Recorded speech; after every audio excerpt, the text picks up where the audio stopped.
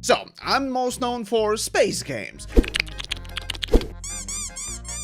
And so you might be wondering, well, hey, YamiKs, what is the best space game out there? What's the best thing ever? And you know what? I was wondering too. So I decided to go to the experts, the pinnacle of journalism in the industry, the IGN. Send help, so together we can determine what is the bestest, ultimatest space game in the world. Starfield and X3. Oh, then we have, oh my god. Okay, these are really interesting comparisons. Call of Duty Infinite Warfare. Is there a competition, ladies and gentlemen? Seriously though, there is something a bit more sinister about these IGN lists, and we'll get into that. But first, let's just enjoy a little bit of trash content, shall we? Alright, so for a while now, IGN has been putting out these face-offs. Essentially, you're given a choice between two games, and vote for whichever one you think is the best, or at least better one. For example, right here, we got Star Wars X-Wing and Space Traders Frontiers. Now, X-Wing is also known for its history and all that stuff, so I will definitely vote for X-Wing. As a historical piece for space sims, I consider it to be a very valuable thing. And then we have, oh my god.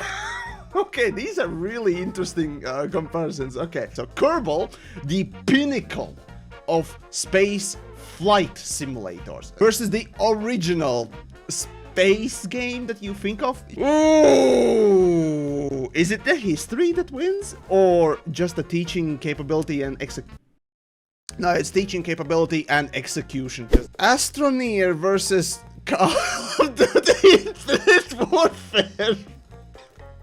Oh, no. What the fuck is this shit? I utterly despised Advanced Warfare already. Infinite Warfare, I would rather stab a bitch than play again. I literally got to the point where where you lift off for the first time in space, and I was like, I'm done. No fucking Starfield and X3. Starfield is a massive piece of shit. Oh, the DLC truly pissed me off. It insulted me as a player. The base game, it was really bad. The further you and deeper you delve into it, the worse it gets. As for X3, oh boy, all the X series games have to be respected for their just persistence in the time when there were no space games. Quite literally, well, there were a few, but X series was the biggest one. They were pretty much the only game in town that really tried doing something with the genre. And then compared to Bethesda's, yeah, no, X3. Oh god, Star Wars Battlefront 2 2007, the one with loot boxes versus Outer Worlds. Is there a competition, ladies and gentlemen? Faster Than Light versus Starcraft. Jesus Christ, what a matchup is that? Right, again, Starcraft is an RTS with a space thematic. Faster Than Light is an actual space game with a spaceship and dealing with space stuff. So Faster Than Light, absolutely. Oh god, Freelancer versus Prey. Yeah, I have to give it to Freelancer because Prey is a different genre, not a space sim, space game. It is an immersive sim. Dual Universe or Star Wars Wings of Liberty. Oh god, okay. Starcraft I wouldn't quite call a space game, but then again, I truly, utterly despise Dual Universe. It's also a subscription game, by the way, but regardless. Developers did a fucky-wucky and forgot to close the store from being edited and looted. Well, those players who did it, they got a ban. Yeah, Frenchy fucks, thanks! I made a video about the whole thing, and Wings of Liberty wins by default. No Man's Sky versus Star Wars Squadrons. Now, Star Wars Squadrons was really well done, but beyond just the first couple of updates, it's literally just left alone. And then you have No Man's Sky. Used to be really shit when it released, but oh boy, yeah, it has become truly amazing. So Yeah, No Man's Sky wins. Original Elite versus Destiny. Jesus Christ, these matchups. Original Elite from 84 is a masterpiece. There's no two questions about it. It literally spawned what is known as a true space sim, where you can trade, you can combat, and it has an open world. These days, true space sims also include exploration as actual active gameplay that you can do. It set a bar, and it set the bar really high, even if it looked like, well, that. On the other hand, Destiny. Yeah, no, Elite. Oh gods, okay, Starbound versus Elite Dangerous. Starbound, kind of a space game, and then there's the space game. Sorry, Starbound, you are great, but you're more of a building game rather than a space. Everspace and no, fast, as I said, Faster Than Light just wins this. There's no question about it. Okay, No Man's Sky versus Eve Online. Ooh, that's a hard one. Eve Online is just a behemoth, and No Man's Sky is really good and truly respectable these days, but ooh, it is really hard to fight against the behemoth. Faster Than Light wins Eve Online. There's no, Faster Than Light wins. Fight me. Okay, this is a good matchup. X4, the latest of X series games, versus Space Engineer. One is a builder game that did its own technical thing. On the other hand, you have X4, which did the best space trading simulation. Ooh, both are really janky. One is a true space sim, the other one is more of a survival crafter, or mostly crafter. Okay, I'm leaning towards Space Engineers because it's more appealing, and that's the only reason. Wing Commander 3, Heart of the Tiger versus Mass Effect 2. Wing Commander 3, it had, for the first time, full FMVs, the full motion video. Yeah, but this is where you, for the first time, saw Mark Hamill take the role and participate. Ooh! On the other hand, Mass Effect 2 actually had a good story. A shit gameplay though. Or either which case, the Mass Effect 2 I did respect for its story. So yeah, Mass Effect wins. Warframe versus Star Citizen. Warframe technically is not a space game. It's a space-themed, sci-fi themed game. And then Star Citizen is the one that sort of re-sparked the interest in space sim category, space game category in 2012, along with Elite Dangerous. And ever since then has garnered literally $700 million. You kind of are hard-pressed to argue against that sort of level of success. Even beyond that, there are some promising things about it. And if anyone knows me, you expect me to shit on it quite heavily. And I tried to, but you have to recognize its impact. So technically Star Citizen does win.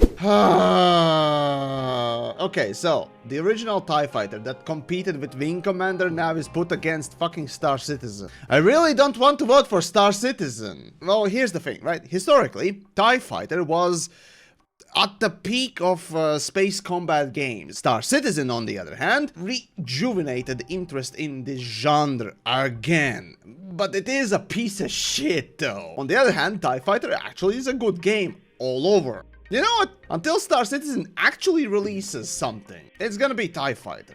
Okay, Starfield versus Destiny 2. Jesus Christ. Technically, Starfield is a space game, while Destiny is not. But then again, Starfield is a piece of shit. Wing Commander versus Knights of the Old Republic. Now, Knights of the Old Republic, respectable game, but not exactly a space game, I'd say. Wing Commander, on the other hand, was the best looking, the space combat game until TIE Fighter came along and X-Wing came along. But still is remembered for its genuinely great presentation of story. Regardless, Wing Commander absolutely wins this one. Space Engineers and Freespace 2. Oh! Okay, I got a lot of shit for insulting the Freespace, and fair enough. However, basically, Freespace 2 is a amalgamation of the best practices of the time for space combat games. However, Space Engineers, on the other hand, they did something no one else had done, and did it quite well. So I think I'm gonna go with Space Engineers because of just their success. Elite versus Elite Dangerous. Now, original Elite has a historical importance like no other. However, Elite Dangerous is a really great execution of everything and then also advancing a lot of other gameplay types. Originally, really nice footnote in history, but that's about it. No, Elite Dangerous definitely wins. Oh, original Chris Roberts garbage is competing. So, Freelancer versus Star Citizen. The original thing that Chris Roberts fucked around and found out, and Star Citizen, where Chris Roberts is in process of fucking around and soon finding out. Oh boy!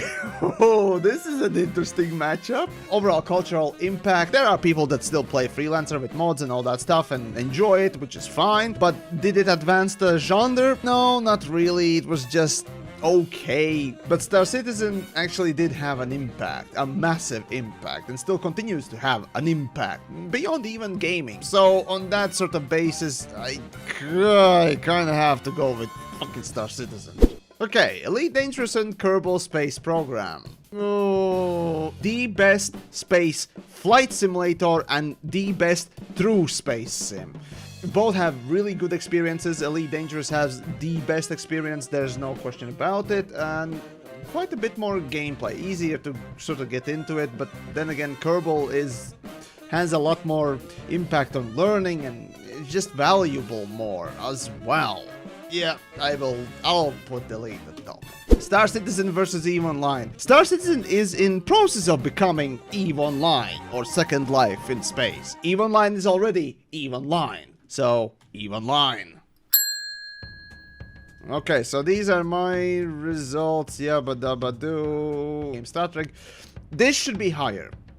But I wasn't given, Starfield, honestly, Starfield should be the lowest. Although there are games that are not space games, so. Alright, now that we're done with the whole evaluation and setting my own points here, right? What about the community? Who was the winner in the whole grand wide world? And let's take a, oh god damn it. It's Mass Effect 2.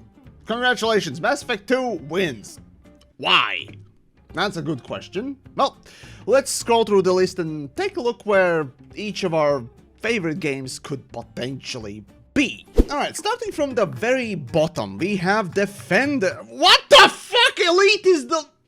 Elite is lower than Dual Universe, pieces of shit. Yeah, so we'll get to this. This is a fucking crime. Privateer can fuck off. Wing Commander, again, Wing Commander should be a lot higher. And of course Star Wars wins because it's Star Wars. Okay, no, this is a crime! How is this in space game category? IGN! Who made this list? Where's Star Sector? Where is Star Sector? You bunch of c***! Okay, Elite Dangerous won or rather tied with Warframe. Okay, that's interesting. I can understand why Elite Dangerous would be, below all the other things, but Elite Dangerous certainly should be higher. It should definitely be winning the fucking Star Wars Squadrons, but Star Wars Squadrons wins because it's fucking Star Wars! Yeah! And of course Destiny is higher. Honestly, I'm surprised that Destiny is not higher. Or maybe it's because they keep fucking up in balancing and removing content and story so that newcomers, like yours truly, for example, doesn't know what the fuck is even going on with the story anymore and has to watch a literally 7-hour goddamn video. Hold on, how is original Destiny higher than Destiny 2? Also, Prey, it's not a space, it's an immersive sim. It's not a space game. I mean, the power of fanboyism, literally that's what it is. As a game, there is no game. You can't really evaluate it as such. You're literally evaluating it on promises and hopes and dreams. And if that's better than, fuck it, even Starfield, jeez. Right. I guess this is as good a time as any to not only question the validity of whoever voted for it, but whatever, your opinion is your opinion. But problems about these lists and people who made these lists. So here's a clip. IGN appears to manipulate user votes. For Game of the Year, Wukong drops from 90% to 74% in the span of 1 hour. Context. A few weeks ago, IGN set up a system to decide the Game of the Year. In this, you have a huge catalogue of titles that face off in duels. In theory, the game that eventually wins the most duels will be crowned Game of the Year. In a perfect world, every game shown here should have the same numerical amount of duels. Unfortunately, people have noticed some absolutely insane out-of-this-world tampering for Black Myth Wukong. Yesterday, Wukong went from winning the Game of the Year to quickly collapse. Notice how it got 44k more votes in the span of 60 minutes, while the other game's duels count remained stable. Back to you, Baldy. Wait, that's an insanely good point. A duel has 2 different outcomes. That means that the other game should go up proportionally at the same ratio.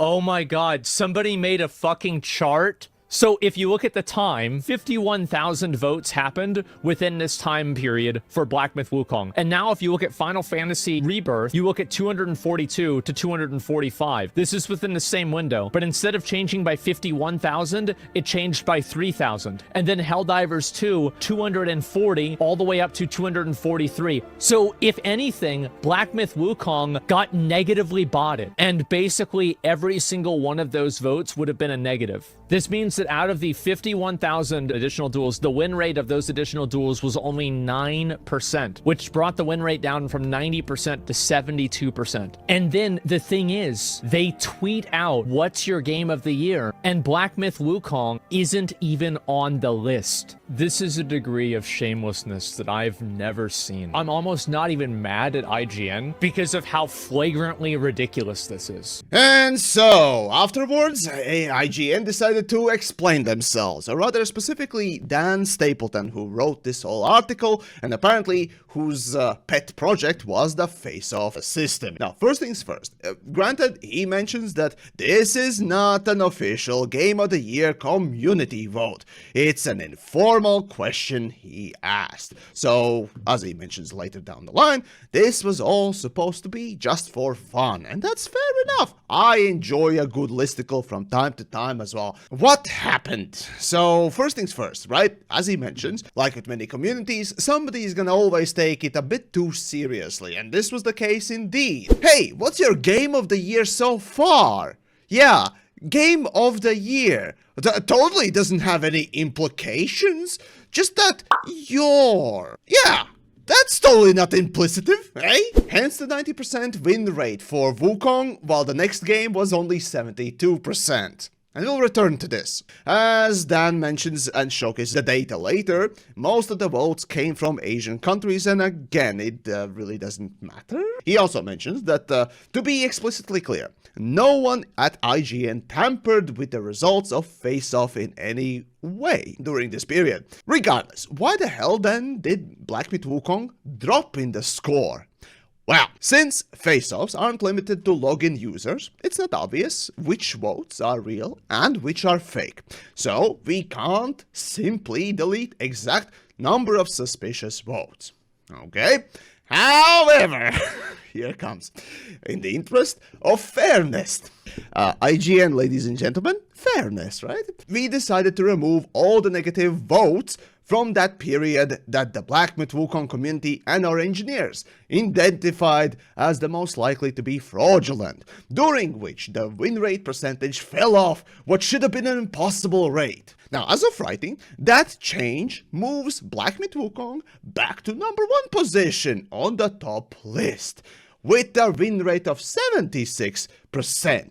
Okay, first of all, Dan, was this not supposed to be for fun? And also, was this not an informal question that you asked? And was this not just for fun that was not a consequential part of any kind of a award series, vote, or anything? And more to the point, was this not something that you exactly hoped would happen and expected, it seems?